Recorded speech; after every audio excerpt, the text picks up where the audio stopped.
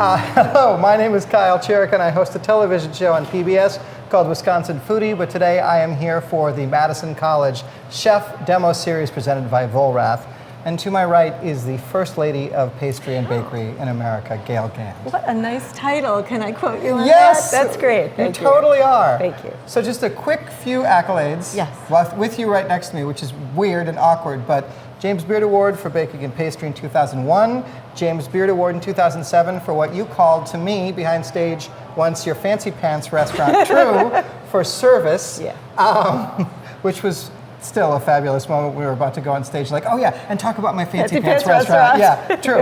A 10-year run on the Food Network, and before that, the cooking, I'm reversing them. It was 8 years on Food Network with Sweet Dreams and 2 years on Cooking Channel. Cooking Channel, okay. Yeah. So a decade on television teaching us how to bake and cook and do pastry. And you answered, you were the first one to give me a direct answer to the question that I've asked all pastry aficionados, from your colleague Jackie Pfeiffer all the way through to Christina Tosi, who I turned and said, does America have a pastry tradition? And you, when we were doing a demo in the middle of it, I hope you remember this, I'm waiting turned to see and if said, I do. yeah, the drop cookie, duh. And I was like, finally, someone has a clear vision. I was just talking about that Monday. I was teaching a Great British Bake Off class. Yeah. So, like, the idea is if you like are thinking get rid of the about Brits, like bake them off. If you think that you're going into that tent to compete on the Great British Bake Off, here's some desserts you should know. So we were doing just classic British stuff because I lived there for 3 years. Yeah. And as I was teaching that, I was talking about, we were doing a tray bake, which are like bar cookies. They call tray bake. And someone said, oh, it's like a cookie. I'm like, yeah, but they don't have cookies in England or France. Right. Like there's the sablé, but they don't have like a chocolate chip cookie, like a peanut butter cookie that's completely American. Because we do. We're people on the go that want something we can put in our grubby little mitts. Is that that's delicious? Where we're packing lunches? I think so. that's my food historian 2 cents. So there's so much I want to cover with you. One, favorite stuff to bake with, pastry, all of that, the things that you need that you would never want to give up. I know you have kitchens full of terrific things, and you and I are blessed to be overexposed to some great product, but like things that you would just hate to live without. Probably my most prized, I got 2 most prized possessions. One is... Well, you have twins, so you can have 2 most prized possessions, yeah. One is my rolling pin from my great-grandmother that she brought over from Hungary. Yeah. So think about it. This woman is traveling. Are you Hungarian? I'm Hungarian. So am I. Are you really? Yeah. So do you say "Agashegadra" when people sneeze? Not anymore. That's how you say, like, God bless to your health or whatever. Yeah. So my great-grandma Jenny gets on the boat, comes over with her 3 kids, $8.04 in her pocket, and a rolling pin. Wow. Like, I'm leaving the house. I'm packing to leave for America forever. What do I need? And I can only bring one thing. I know, I'll bring my rolling pin. Like, I just love that I'm genetically, connected to that. And you thought you were going to end up a great pastry chef. Yeah, of course. Yeah. No one's surprised I'm a pastry chef. So my great-grandmother Jenny's rolling pin, which is like a thin pin that's tapered. Yeah, right. And then, I'm sorry I didn't bring them today, but my Julia Child Madeline pan. So I have Julia's pans, and I'm the keeper of them. Wow. Which is a great thing. No pressure. Right? Well, the funny thing, when I got them, they had crumbs in them.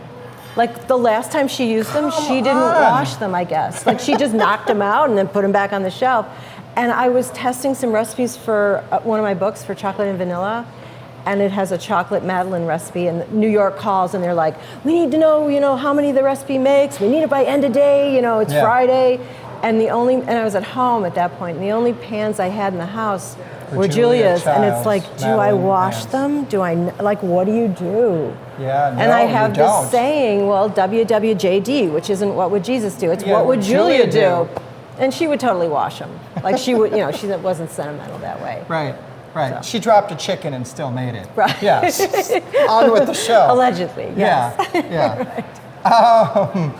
Right. Let's talk changes in career for women from, let's say, when you entered in the 70s, it was pretty rare, which it oughtn't to have been. I was almost always the only woman or only girl, we Right. called it, in the kitchen at Right. that point. And I'm a crossover career person. Yeah. So my sort of the first maybe 15 years of my life, I'm a professional musician. Right, your dad 'Cause quit my his dad job was a at folk 40 to singer. be a folk singer. Right, Yeah. and I did it as well. You know, I'm sure Yeah. you saw me at the Arkansas Folk Festival or the North Carolina Fiddlers Convention, or maybe at Expo 67. I Yeah. had a week-long gig there in front of the Russian Pavilion Wow. in 5th grade. I didn't so see I you do there. that for, you know, till I'm about 19. Then I go away to art school and I'm a diamond setter and a Right. silver and goldsmith. Right, right. Which proves that you have great dexterity, Right. surgeon's hands. Got the manual Not- dexterity of a surgeon. Don't love the stitch part. I'm a Okay. great sewer as well, but not when Yeah. it comes to human bodies. So couldn't be a surgeon. So pastry, a good And have fallback. dyslexia, so can't Really? read medical stuff. Yeah. Yep. Wow. So while I'm in college studying art, and I do finish and get my Bachelor of Fine Arts, I start waitressing and get Yeah. thrown in the kitchen. So Yeah. that was how I got over to cooking. And they move you from line cook to pastry when pastry walks out the door, and you're like, I don't want that. That's typecasting, correct? Right. Well, what it was, the chef I was working for wanted to fire the pastry chef. Okay. Roger, in case you're out there, Roger. This is what went down. It wasn't my fault. He said, Gail, I want you to take care of, can you take care of pastry? I want to let Roger go. He's driving me crazy. He's late every day. He doesn't Yeah. show up. And I'm like, no, like that's where they always stick women. They stick them in pastry, and I don't want to get typecast. Yeah. And he's like, don't worry, like 6 months, and I'll let you out. How'd that work out? Right? I every so often I have Just- dinner with my just chef saying. Greg, and I'm like, because he's like, you ready to get out now? I'm like, no, give me like 6 more months. Is like this Greg in Rochester? Yes, Yeah, yes. yeah, Oh, yeah, sure. that Rick worked Yeah, for as well. yeah. Exactly, Greg Roman. Yeah. And, he recognized that I had what it took. Yeah. And that I was very happy there, and he was very happy to have someone take over that part of his kitchen. So as a pastry chef, one of the upsides is you get independence Mm-hmm. within a kitchen, family. Yeah, you it's have true. your own little space Some and your autonomy. own menu, and Yeah. exactly. Yeah. And I kind of needed that and wanted that, and it worked well. Yeah, yeah. So what would you consider your defining voice moment in pastry or baking as you came along? Because it was a position that you didn't pursue. It just was sort of foisted upon you. Right. But then you really, grabbed hold of it. But when did you feel like I'm not just someone in that position, but now I'm the pastry chef or the baker that I aspired to be, that I have a voice. Yeah, I don't know if I know that moment. I'm trying to think even like how I got over to desserts and pastry. Mm-hmm. When I was in art school, a bunch of my friends were photographers because I went to RIT, which is a big photo school. Yeah. And some of them wanted to be food photographers, so they needed props to shoot. And so I would make like these, elaborate apple tarts for them, or Yeah. I would do the food styling. So that was how I kind of got cooking into my college stuff. And were you waiting tables then? I was like a garmager and Okay, dessert girl yeah. at night. I worked at the university club. Yeah. I made like thousands of hors d'oeuvres into the night. Some of my paintings are even like sheet trays of thousands of hors d'oeuvres, and it says chef's hell at the bottom. Wow. It's like Dante's Inferno. And Yeah. it was, seventh ring of hell, and it's Just endless. hors d'oeuvres. Yeah. Just endless. So there was a time when my visual art and my cooking was intermingling. Came together. And at the sort of towards the end of my silver and goldsmithing years, I was making like sommelier tasting cups and tea strainers and doing these whole tabletop sculptural things So with you menus totally in had the the back. food bug. Oh, Yeah. Even you didn't And know it, but we you were had talking it. about no, I had already. It was freshman year in college when I was waitressing just for the staff meal of it. Mm-hmm. And one night, one of the line cooks didn't show up, and my manager looked at me and she said, "Gail, can you cook?" And I said, "No, I'm from the North Shore of Chicago. We make reservations." I was sort of a privileged white kid. And she threw an apron at me and she says, "You can cook now. Get in the kitchen." And I was literally shoved in the kitchen. Yeah. And I have about 6 seconds where I'm completely terrified because I've never cooked Which professionally. is healthy. And second number 7, and I get choked up every time I talk about it, I get this sense of calm come over me, like I'd found my home. Wow. and it was like I was speaking a foreign language that I don't remember learning, but I knew it fluently. Wow. And it's sort of like a calling, and Yeah. I always sort of feel like I didn't really choose it, it chose me. Sure. And will not let me go. Will not let you go. Right. I don't That's why your tire grandmother of it. carried that rolling pin. Right. Across the Atlantic. Either that or for, Yeah. to defend herself. It might Yeah, have or been maybe a little of both. Self-defense, Yeah, perhaps. yeah. But it was that moment when I figured out what I really wanted to do. And I ran home and I called my parents. I was so excited. I called my dad. Dad, guess what? I know what I want to be when I grow up. I'm 19 at the time. I want to be a chef. And he goes, oh, gay. That's not a very reliable business. Says the folk singer. That's what I said to him. I'm like, you're a folk singer. And he goes, and a jazz trumpet player. Because he was. And he's like, well, gay, I guess everyone's got to eat. Right. So that was his rationale. Right. And I didn't think that was a very supportive thing to say. But now, you have that weird thing where as you get older, your parents seem wiser. Yes. And I think, you know what? He was right. Everyone does have to eat. And I ended up picking an art form that connects me with people on a daily basis, doing something that you can't live without. Right. Music is nice, Yeah. but you could live without it. Would hate to, but we could. Right, but you wouldn't die. Yeah. If you don't eat, Right. you die. And, this is something that's sort of a fundamental covenant between Yes. people. And Yes. so I just adore it. I love the craft of it. I love the art of it. I love the dance of it. I love the connection. I love the nurturing, the entertainment, the chemistry, the physics. It's so big and so fulfilling. And, I've been doing it over 40 years now, and I just don't tire of it. There's always an avenue in, and you're always surprised. And I'm always learning. Yeah. Yeah. I'm always learning and teaching myself stuff. There's not so many people for me to learn from anymore. When I first got started, I went to La Varenne in Paris to study. And I was more there to kind of verify that what I had taught myself was right. Right. Like, am I, doing my puff pastry book fold right? Or am I piping this correctly? Or is, soft peak really this? Go to the source where they have 100 the French. forever year tradition, multi-100-year Right, tradition, where they right. invented it basically. Right. Yeah.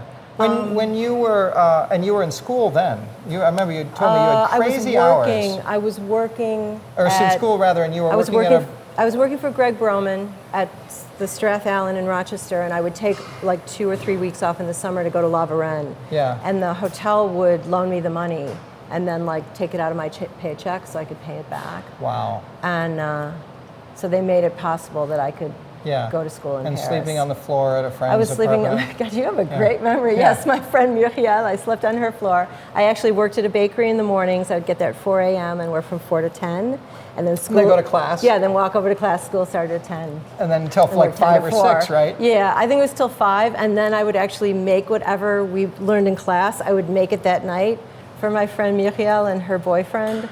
And that was like rent? It was just to practice Here you and be go. nice Yeah. and whatever, Yeah. to show off. Yeah. And just a repetition. A lot of what we do is repetition.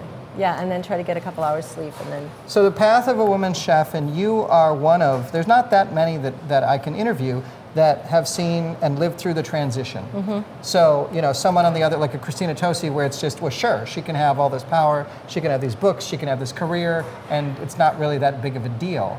For you, it was not a given thing that you'd even get chances in the kitchen.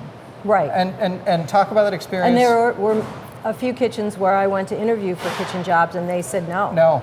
You know, they said no because you're a woman. They said no because you don't have enough experience. I'm like, how am I supposed to get experience if you won't hire me? You realize there's a catch-22. I like to go back to those guys and be like, how about now?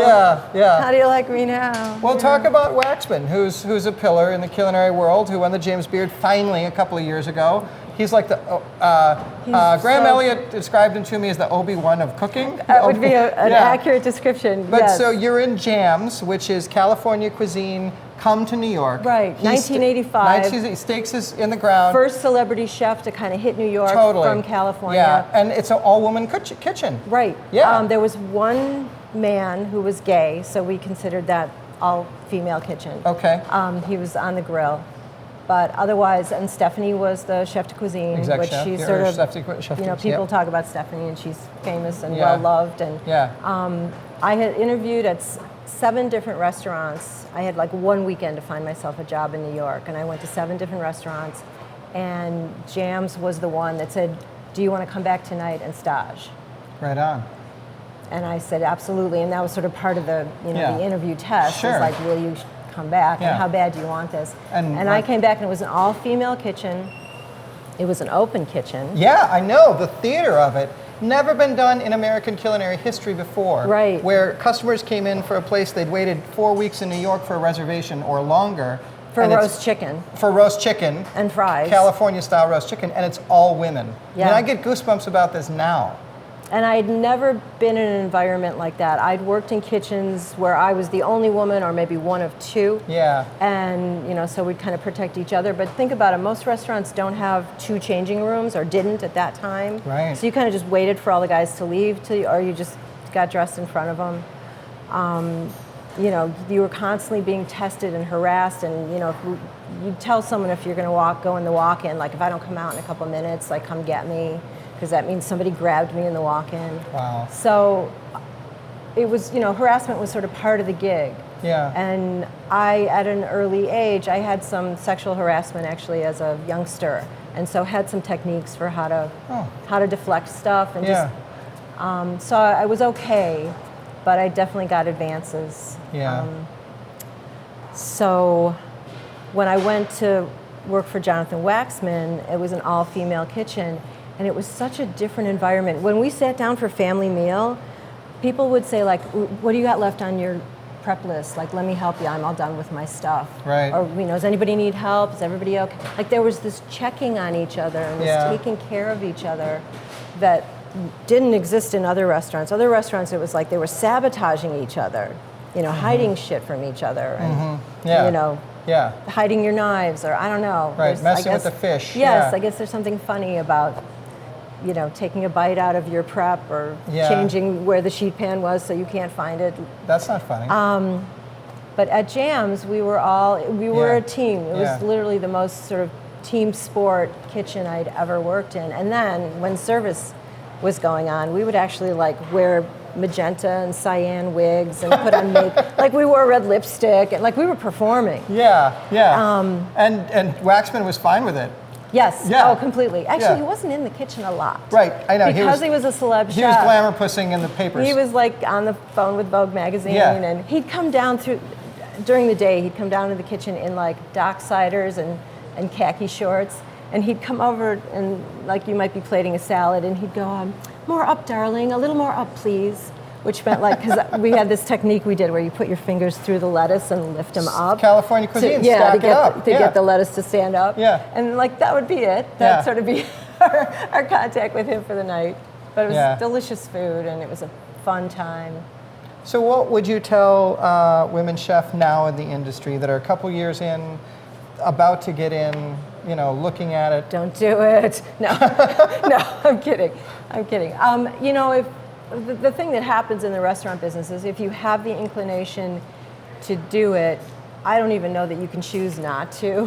So when I say don't do it, if that scares anybody away, they shouldn't be in the business anyway. Right. And anyone who's in it, the cool thing is it's so hard that everybody you work with is great at what they do. Like Yeah. you can't be just okay and Yeah. last in the restaurant business. Yeah. So especially when you get to my age at this point, you know, anyone who's lasted this long is like really good at what they do. You know, they're such pros, and they got it down. So you Yeah. get to work with all these talented people. So I love that part of it. It's one of the things that I adore about the craft of the chef, because it's totally authentic. If you say Yeah, you can't I'm- fake it. You can't fake it. If you say I'm this good and you start in the kitchen, if you're not, everyone knows in 10 minutes. Yeah. Everyone knows you're talking BS, and you don't even have to say anything. And they don't have to say anything because you'll know that they know. I don't even think you'll stay in it that long. Yeah, Like right, you couldn't. Like it right. would be too embarrassing and too uncomfortable. just but for me, so like I sincere. can't stay away. Like just give me a bowl and a rubber spatula. I will just fold all day long. Like I could pipe up zillion truffles, and I'm so happy with the motion of it and trying to get this one better than the last one. And Yeah. it's just it's so right for me Right. and for what my brain loves to do and what my body loves to do. I love the repetition. I love there's this sort of reliability to your ingredients because they always act the same. It's chemistry and physics. It doesn't change. That's like a constant. There aren't many things in this world that are constant. It's true. And every time I, whip up room temperature butter, it always takes on air. Like it does it every time. Like I can count on it. It's something I can, always know is there It's for easier me. than relationships. Yes, much easier. Which is my segue with these to a time that your husband told you how to cook something. Oh. And my current husband. Yes, Yeah. your current husband, and you. I said to him, gee, honey, I don't remember where we put your James Beard Awards, but mine are right here. Yes, I use them to defend myself if I get any criticisms about. I was making shrimp risotto. Yeah. And I was going to do some grating of Parmesan cheese tableside. I thought we'll make, this is just at home for dinner. Sure. But true, you do something tableside, you can up the price by $10. So I would layer on some tableside. I brought a grater over and a block of cheese, and I'm going to grate from on high so it sprinkles down like snow. And my husband goes, he's Sicilian, right? And he goes, really? Dairy with seafood? I'm like, oh, is that a thing? Yeah. You don't put those together. Yeah. And that's when I brought up, where's your James Beard Awards? Yeah, and one's for best service. Right. So right. if I'm pouring some wine and he goes, really, that glass with that wine? Yeah. I just whip out the best service award. So 2001 for pastry. Yeah. And you set a new standard in pastry in America with that award and with your books. Wow. You just did. Thank you. Sorry, it's just the truth. And then 2007 for service. Best service. Best That's service, my staff. I know, yeah, at True. My killer staff. They're Your fancy They're like pants synchronized swimmers. They four of them swoop to the table and all pour water at the same time and then disappear. We called it seamless service. It's a beautiful yeah. thing, yeah. It was great. What frustrated you and what challenged you during those years at True, in particular when you were evolving desserts and pastry? What frustrated, when the hotline guys use my chinois for lobster stock, that's the kind of stuff that frustrates me. Yes. We didn't have 2 VitaPrep blenders. We only had one. And the guys would use it to grind up pheasant bones to make pheasant stock. Yeah. But I needed it for my raspberries for my sorbet. With that amazing kitchen. We only had budget for one, so do you know what I did? Rick and I got asked if we would do one of those ads, famous chefs naked with their blender. Okay. We were divorced at that point when they asked us to do it. I'm like, and it was going to be he got the couch, but I got the blender. Yeah. And you're naked, and then you hold it. And I asked Rick, and he's like, and we had both remarried at that point. Yeah. He's This is weird. weird. I think our spouses would be uncomfortable. I'm Sure. like, you're right. Why didn't I think of that? So I called them to say, no, we're not going to do the blender ad. And they said, well, how about just you by yourself? And I thought, I really need a blender. And that's what you get. You get a free blender. Vollrath So I took makes an one for the amazing team. blender. Do they? Yeah, they're like an amazing blender. Do I have to pose naked with I it don't or think no? so. I don't think so. I think. Because I left mine at True, and I don't have one Sure. now. No, I don't want to speak for them, but I think a chef's coat is probably more appropriate. Yeah. Cool. And just use it in good faith. Blenders. Yeah. That's a frustrating thing for me at True. But then I got my own. Sure. Okay. And look up the ad. It's really cute. And so, what were those were the challenges? Well, I'm trying to think, and lighting, which Yeah. isn't really challenging, but we had some fluorescent lighting that just wasn't becoming to the food, and to be under fluorescence all day long sometimes is hard. So later we got gels to put over the light fixtures. Yeah. But frustrations, I was frustrated that Mick Jagger came in, that George Clooney was there, Right. that I got to meet, Carol Burnett. Yeah. No. Bocuse shows up. Bocuse, Michael Jordan. Yeah. Here, that Michael Jordan didn't order dessert. That frustrated me. There we go. He's a cheese guy. And when Oprah came in, fruit bowl, fruit plate. Yeah. Well. So that's kind of... he's one of the greatest athletes in the world, and she was trying to stay slim. Right. So I get it. No, what I are you get gonna it, do? but- Yeah. Cool.